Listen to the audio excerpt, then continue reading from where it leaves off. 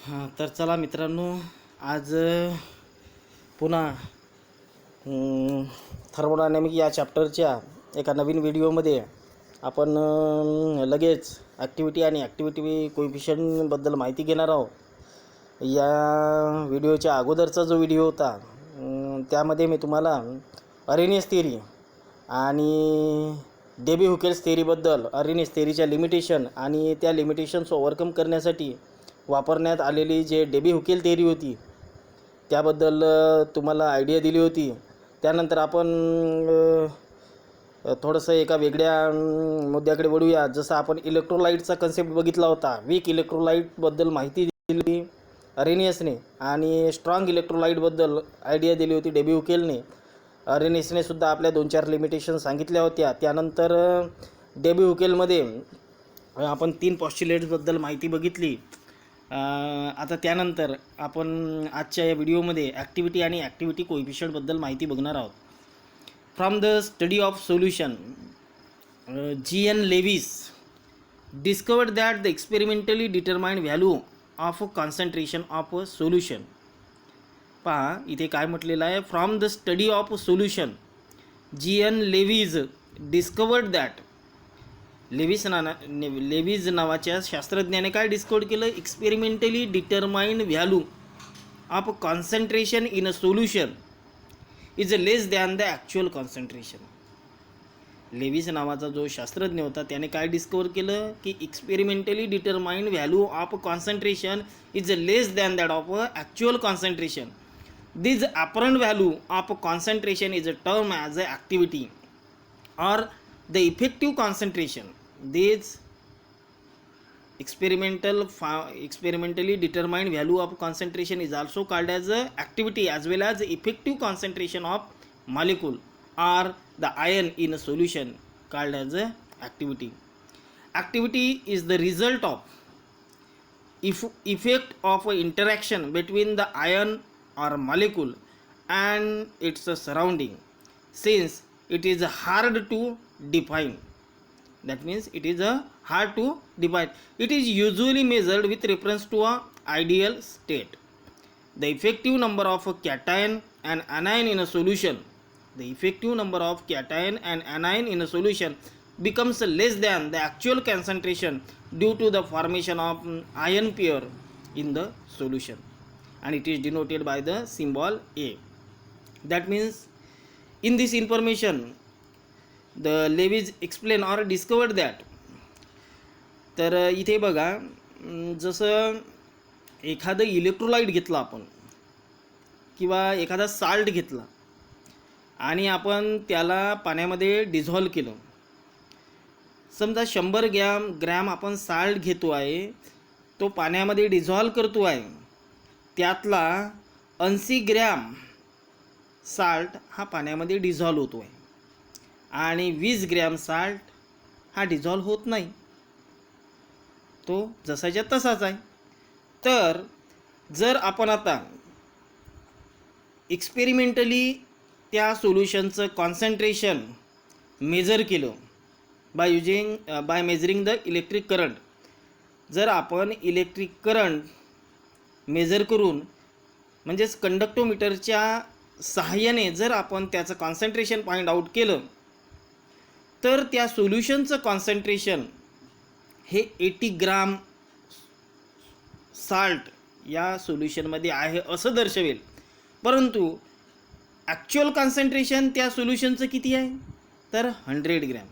Actual concentration of this solution is 100 gram, but experimentally it is shown to 80 gram.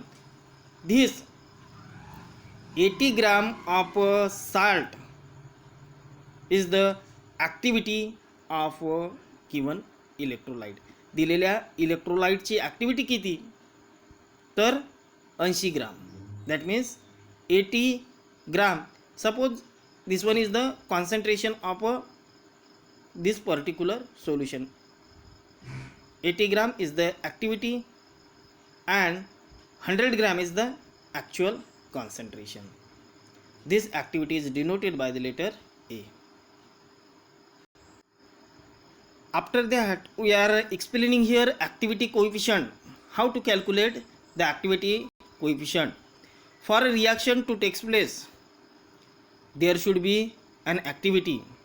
Suppose for a reaction to take place, there should be an activity. अगर कोई भी reaction हो रही होंगी तो उसमें activity तो होनी. Energy is required for this activity. The activity coefficient is most important and fundamental property in the thermodynamic study of the liquid mixture. It is the most fundamental, important and fundamental property in the thermodynamic study of liquid mixture. It is a measure of the deviation. It is the measure of a deviation of the behavior of a component in a mixture from ideal behavior. That means it is the deviation, which type of it is the measure of a deviation in the behavior of a component in a mixture from the ideal behavior, and it has been interpreted by various theories of liquid mixture. Now in the next para, most solutions are not ideal solution. Most of the solutions are not ideal solution. This non-ideality may arises from the difference in either entropy of mixing or enthalpy of mixing. Most of the solutions are non-ideal solution. Why? Because it shows the change in it shows entropy of mixing is not equal to 0. With water being a solvent, any hydrophobic solute will result a highly non-ideal mixture. Owing to this difference between the water-solute interaction, the sum of solute-solute and water-water enthalpic interaction, the addition of a hydrogen bonding substituent to the organic compound would result in the lesser deviation from the ideal behavior, and the extent of a deviation from the ideal behavior is expressed by activity coefficient. अगर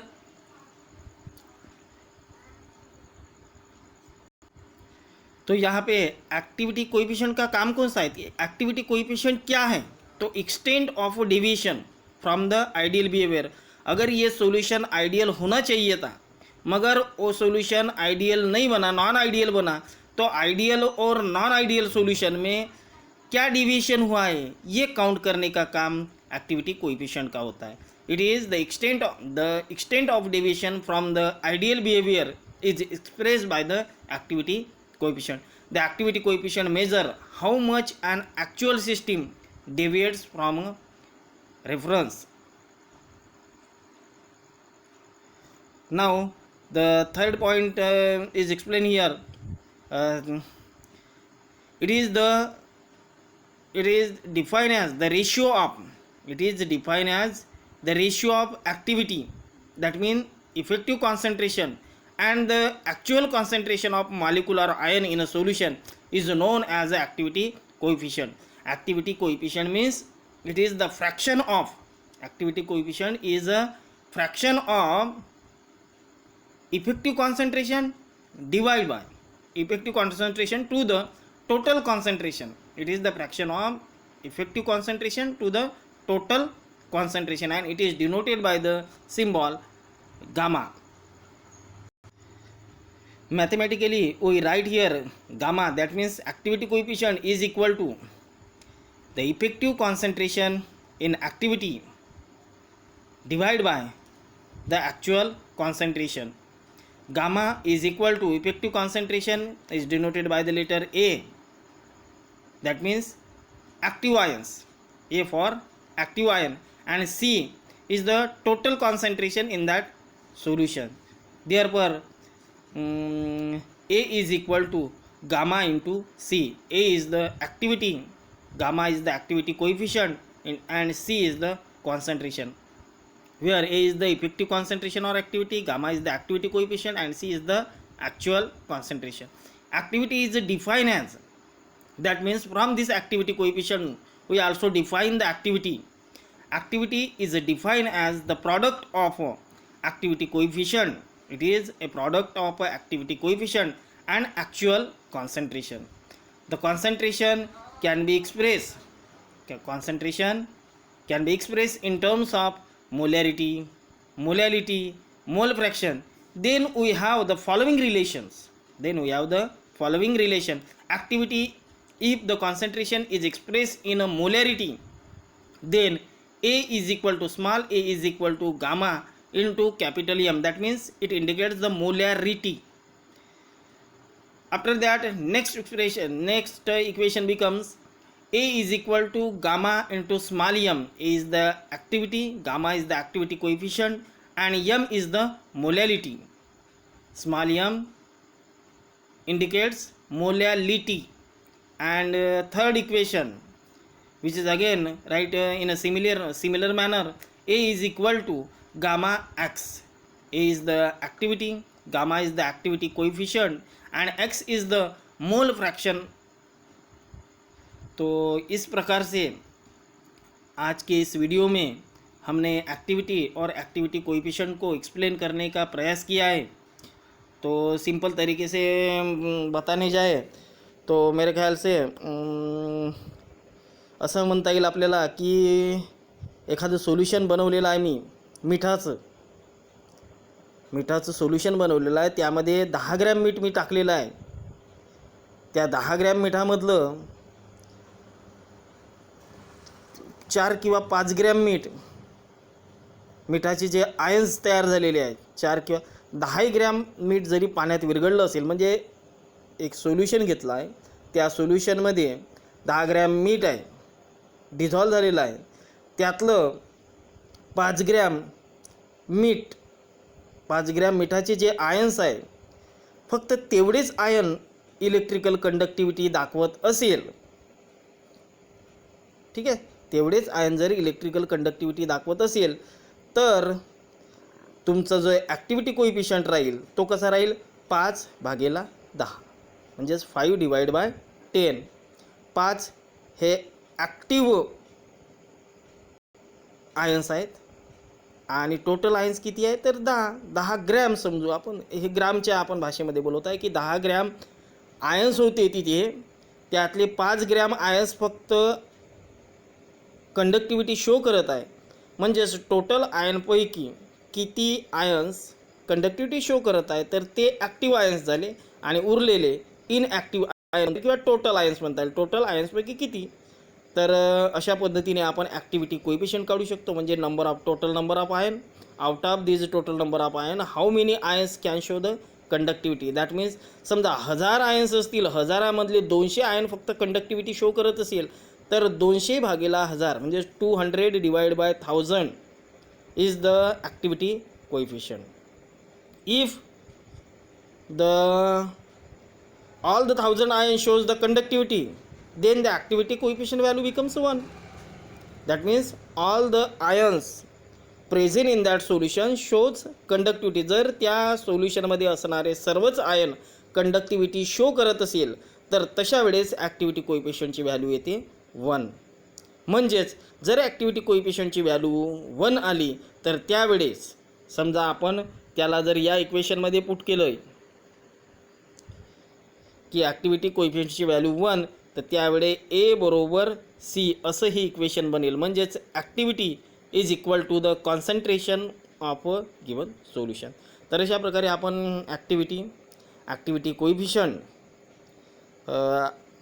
आणि त्यासाठी असणारे जे छोटे छोटे सूत्र आहे नाही का, फॉर्म्युलेज, आपण या चॅप्टरमधून या व्हिडिओमधून समजून घेण्याचा प्रयत्न केला.